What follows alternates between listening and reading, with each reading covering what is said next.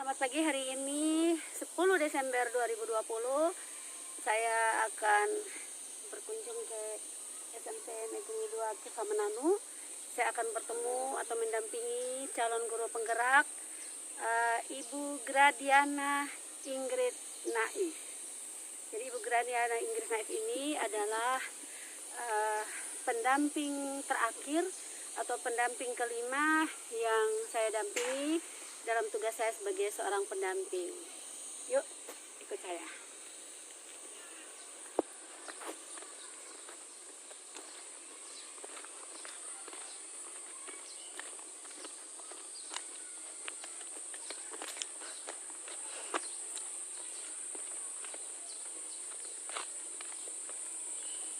Baru selesai melakukan coaching dengan rekan sejawat, dan sekarang saya melakukan coaching bersama atau berdiskusi bersama Ibu CGP atau calon guru penggerak Gradiana Ingrid Naif. Selamat siang semuanya. Ibu di sini saja ya, seperti di sana ya. Bu Nana, hari ini saya melakukan coaching, kita berdiskusi ya. Pertama tentang apa yang sudah Ibu lakukan, dan kemudian tantangan penerapan aksi nyata yang Ibu lakukan, kemudian refleksi soal proses pendampingan. Ada lagi ya harus dilakukan ya. Kemudian ada review ya, pembelajaran bulan kedua.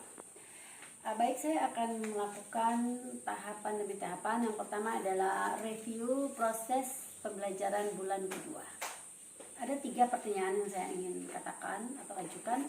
Proses apa yang sudah berjalan selama 1 bulan terakhir ini? 1 bulan terakhir ini dihitung dari lokakarya pertama. Setelah lokakarya pertama, kita menuju ke nanti lokakarya kedua, dan pada pendampingan pertama ini berarti kita sudah berada di 1 bulan. Sementara kalau dihitung dari masa pendidikan kita sudah berada di 2 bulan lebih ya, seperti itu. Baik, proses apa yang sudah berjalan selama 1 bulan terakhir ini? Ya, jadi dalam 1 bulan terakhir ini proses pembelajaran yang saya lakukan di sini adalah proses pembelajaran yang lebih berpihak kepada anak. Berpihak kepada anak di sini dimaksudkan bahwa lebih ramah terhadap anak, dimana yang dulunya bahwa kegiatannya itu yang saya lakukan dalam proses pembelajaran itu dengan sedikit keras dalam artian bahwa tegas, tetapi kadang dengan ketegasan yang terlalu berlebihan anak merasa bahwa tertekan. Maka proses pembelajaran yang saya lakukan setelah mengikuti lokakarya pertama dengan pembelajaran yang ada dalam pendidikan LMS guru penggerak, calon guru penggerak ini, bahwa saya melihat bahwa ternyata anak itu perlu didekatkan dengan pendekatan yang lebih ramah. Pendekatan yang lebih ramah. Untuk itu saya dalam 1 bulan terakhir saya menerapkan hal tersebut dengan proses pembelajaran yang lebih menitik beratkan kepada pendekatan terhadap anak.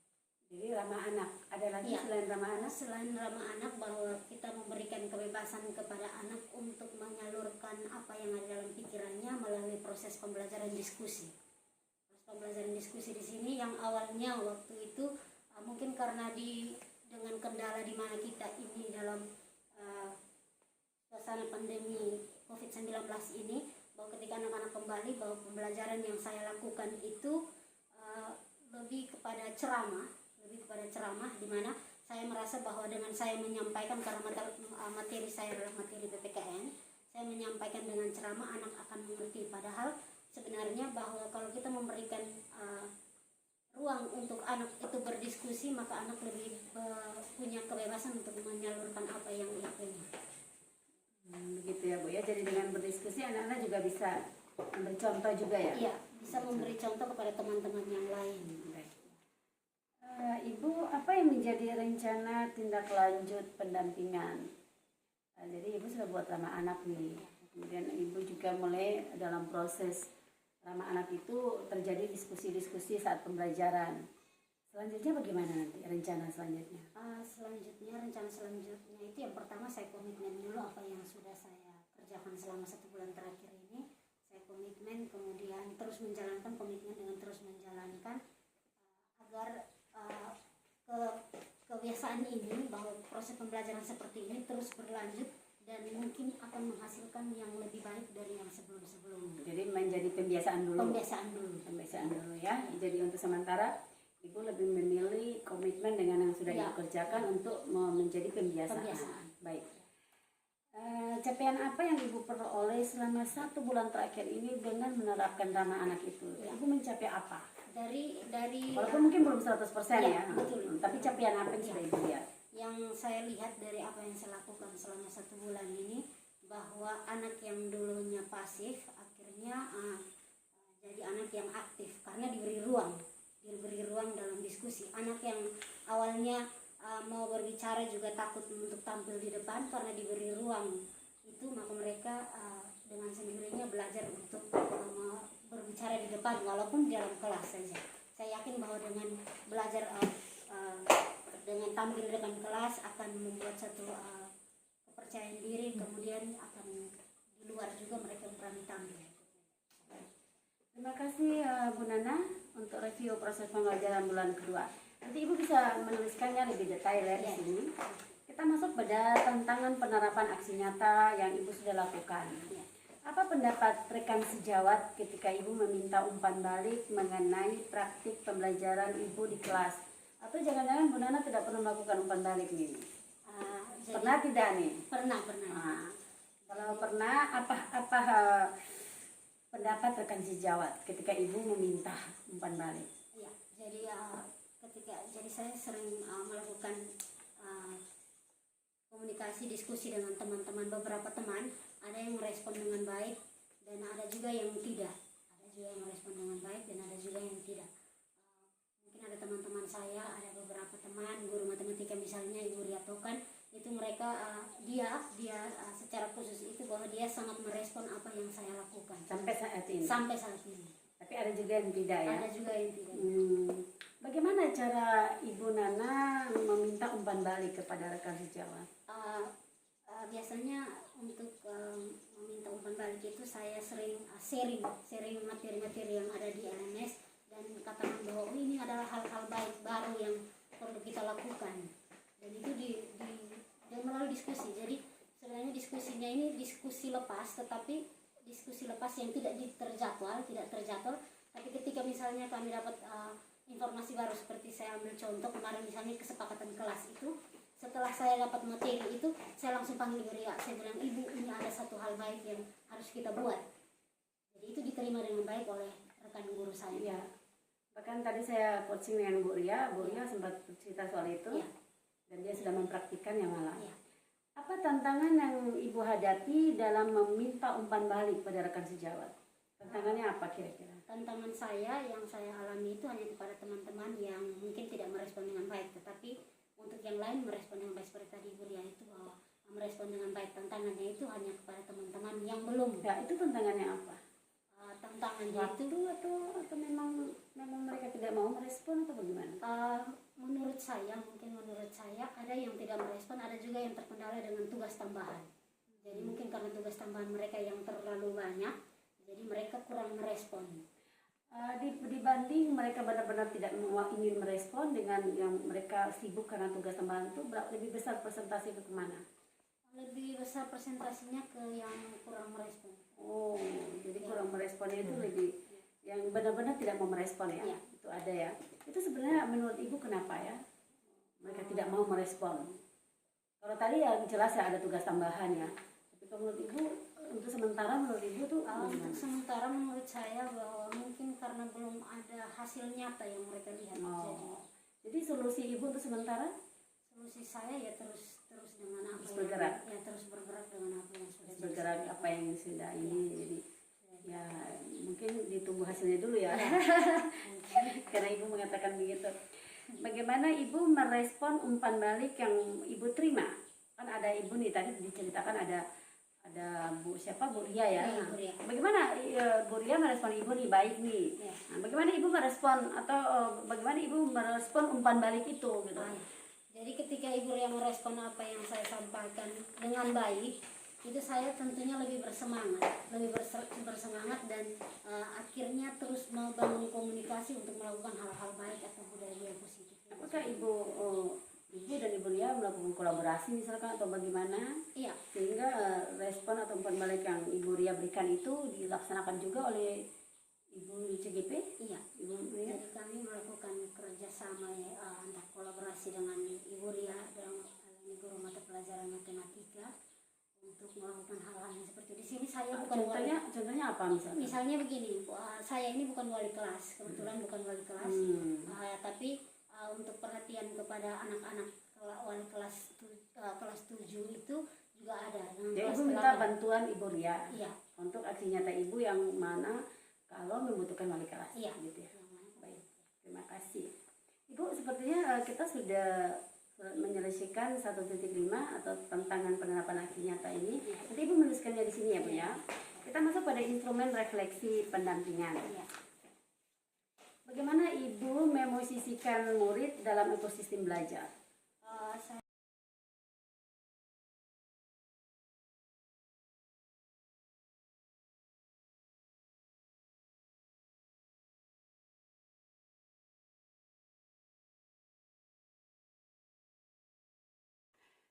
Selamat siang Ibu, apakah Ibu bernama Maria Etokan? Ya, maaf Ibu, saya pilih Ibu untuk saya melakukan coaching berkaitan dengan aksi nyata yang telah dilakukan oleh calon guru penggerak bernama Gradiana Ingrid Naik. Ibu mengenal Ibu Gradiana Ingrid Naik? Iya, mengenal ya. Iya. Kalau saya katakan mengenal dan sangat mengenal, apa yang Ibu pilih? Mengenal atau sangat mengenal Ibu Gradiana? Sangat mengenal. Sangat mengenal ya. Baik Ibu guru mata pelajaran Matematika. Bersedia Ibu di coaching? Bersedia. Kalau begitu saya mau mengatakan bahwa ada 3 pertanyaan yang akan saya tanyakan ke Ibu. Silakan Ibu menjawab. Kita bisa mulai? Baik. Pertama, bagaimana tanggapan Ibu Maria Tokan terhadap aksi nyata yang dilakukan oleh CGP Gradiana Ingrid Naik saat dia mengikuti pendidikan guru penggerak? Ya, terima kasih Ibu untuk pertanyaan pertama. Aksi nyata yang sudah dilakukan, saya melihat ada beberapa hal. Yang pertama itu pembiasaan cuci tangan. Pembiasaan cuci tangan di mana waktu kembalinya tatap muka dalam new normal itu tempat cuci tangan sudah disediakan di sekolah. Dalam 1-2 hari siswa diarahkan untuk cuci tangan sebelum masuk ke kelas. Semua ikut aturan cuci tangan. Tetapi itu bukan merupakan satu pembiasaan. 3-4 hari kemudian dan seterusnya itu tidak ada yang cuci tangan lagi. Bahkan mereka air yang sudah disiapkan itu mereka pakai bermain. Tetapi setelah adanya pendampingan dari CGP mulai ada sedikit perubahan. Mungkin hanya 1-2 anak itu yang masih belum sadar untuk melakukan cuci tangan.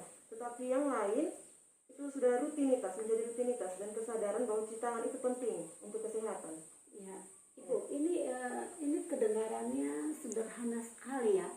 Tetapi ini memang masalah ya di sekolah Iya, ini ya. masalah sebenarnya. Ya. Jadi menurut Ibu aksi nyata yang dilakukan Ibu Gradiana Ingrid Naik ini sangat penting ya? Sangat penting, apalagi di masa pandemi seperti ini. Masa pandemi. Jadi anak-anak itu cuci tangan hanya 1-2 minggu saja. Setelah itu mereka tidak lagi melakukan? Bahkan bukan sampai 1-2 minggu, 1-2 hari saja. Oh, jadi waktu terjadi pembelajaran luring, kan sebelumnya daring ya?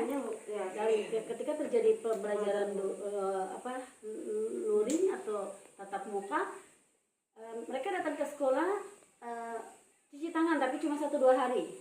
Cuci tangan mengikuti protokol COVID-nya cuma 1-2 hari. Iya. Termasuk pakai masker atau bagaimana? Termasuk pakai masker Ibu. Jarang ya? 1-2 hari saja mereka pakai masker, bahkan ada yang bawa tapi simpannya di tas atau Nah. di saku. Apakah hanya cuci tangan saja atau pakai masker yang juga disosialisasikan? Cuci tangan, pakai masker juga Di, itu. disosialisasikan atau dilakukan pendampingan ya untuk pada anak-anak agar mereka bisa cuci tangan dan pakai masker ya iya. dengan tertib. Dan itu terjadi perubahan ya Bu ya. Terjadi Kalau itu perubahan, dibikin presentasinya berapa persen?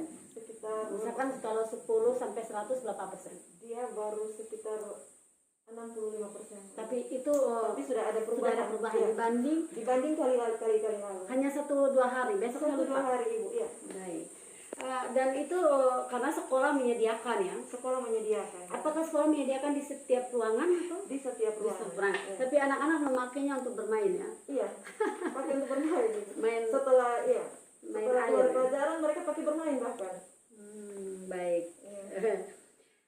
Selain aksi nyata pendampingan agar anak-anak bisa cuci tangan dan tertib memakai masker untuk kelanjutan protokol COVID di masa pandemi ini, apalagi aksi nyata yang dilakukan? Ternyata yang Ibu selain tahu. itu yang saya tahu, gotong royong. Gotong royong. Kegiatan gotong royong.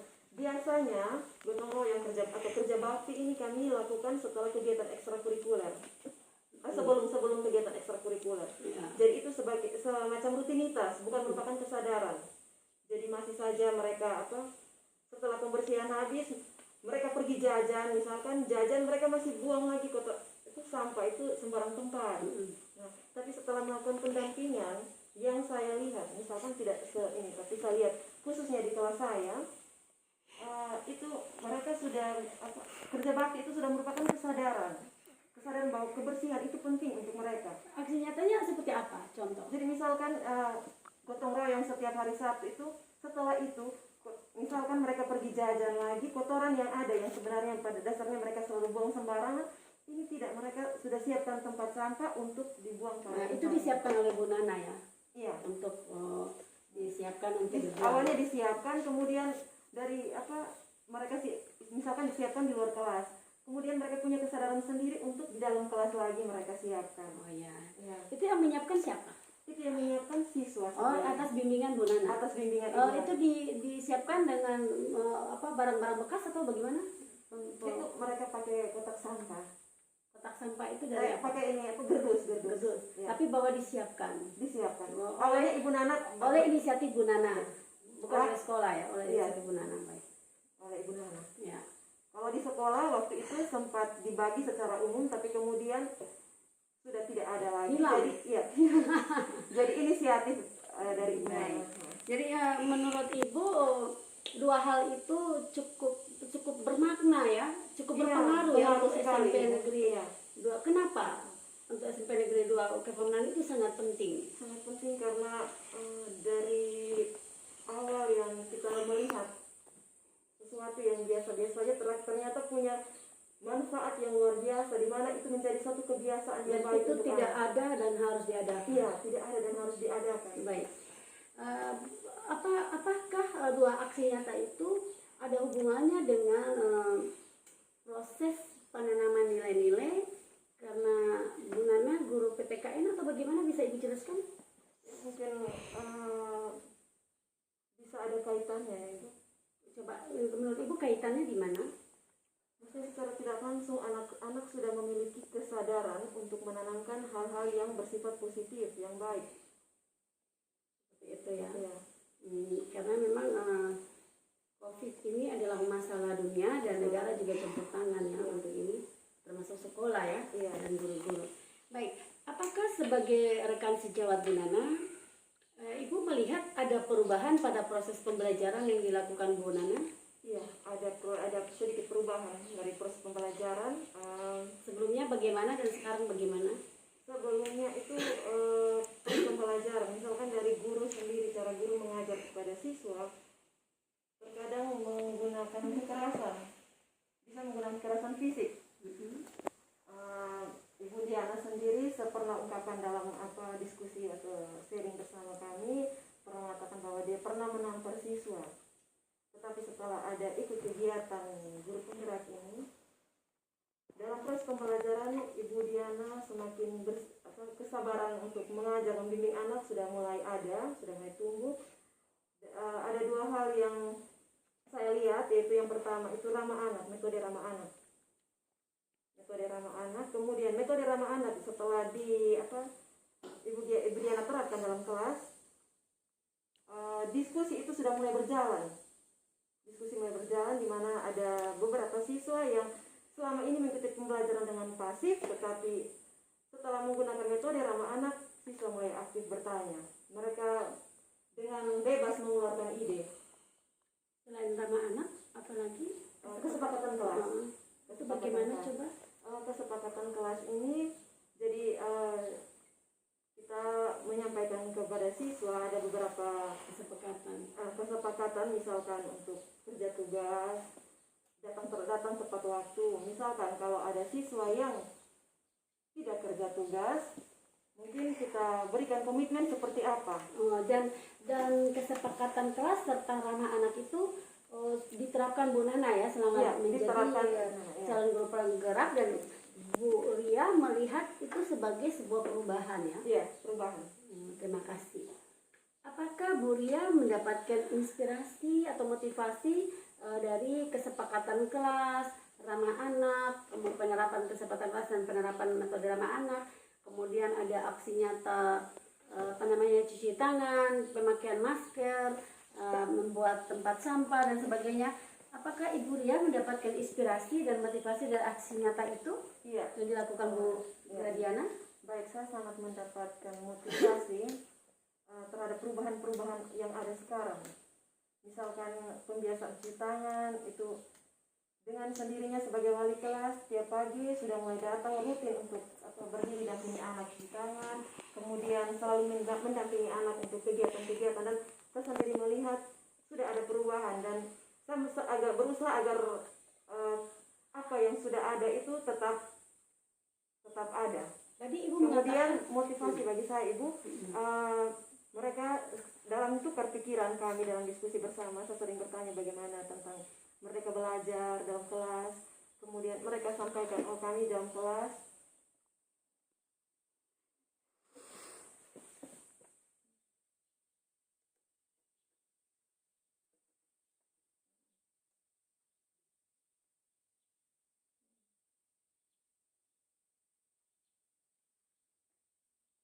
ya. Jadi mungkin itu ada beberapa hal yang saya sampaikan, mungkin ini